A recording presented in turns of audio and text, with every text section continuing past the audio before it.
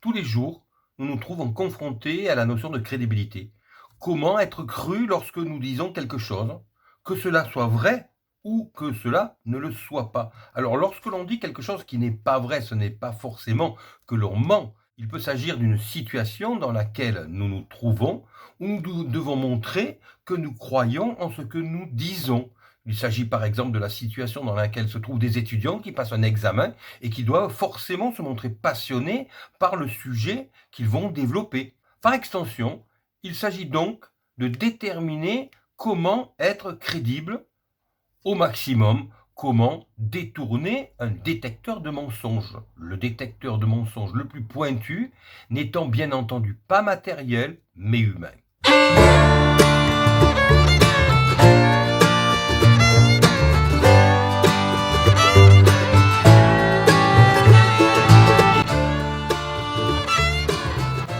Il faut distinguer deux paramètres. Il y a tout d'abord les constantes et ensuite il y a les variables.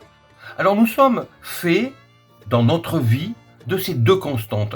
Il y a d'un côté les éléments que l'on ne modifie généralement jamais, comme par exemple notre identité, notre nom, notre prénom, notre formation, l'éducation que nous avons eue.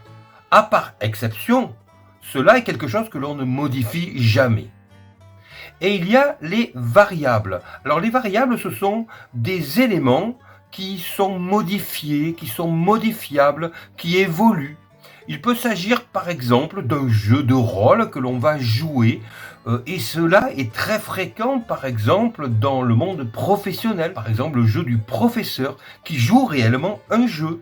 On n'est pas un professeur dans sa vie, mais on l'est lorsque l'on est en classe. Pareil pour le médecin, pareil pour l'avocat. Nous jouons un rôle et ce rôle doit être crédible. Et pour cela, il faut donc que la variable à l'intérieur de laquelle nous nous trouvons devienne momentanément ce que l'on appelle une constante. C'est-à-dire qu'il faut que ce soit quelque chose qui est rentré dans notre naturel alors que cela ne l'est pas. La variable est donc quelque chose qui ne correspond pas à la réalité, mais qui momentanément va devenir une constante. Et c'est là qu'est l'intérêt. Car dans l'esprit de chacun, une variable est quelque chose qui ne correspond pas à la réalité. Et donc cela s'apparente au mensonge. Alors, on ne peut pas dire que lorsque l'on joue un rôle, on ment.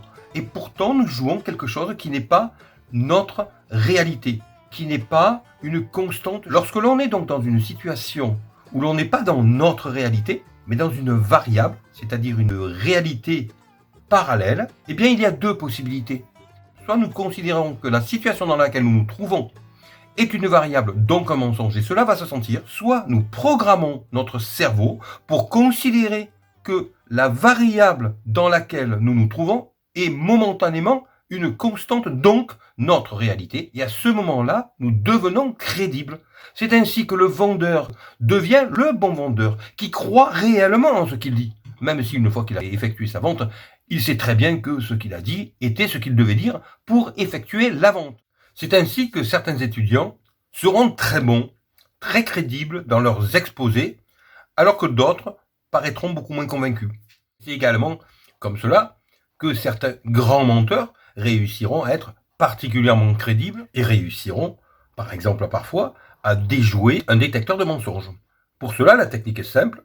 Il s'agit ni plus ni moins d'une programmation mentale. Il s'agit de se programmer à considérer comme une constante, c'est-à-dire une réalité faisant partie de notre vie réelle, quelque chose qui n'est qu'une variable, c'est-à-dire quelque chose qui n'est pas une réalité, mais juste une réalité temporaire à laquelle temporairement on croit. C'est ainsi que certaines personnes sont extrêmement crédibles et peuvent s'avérer extrêmement dangereuses.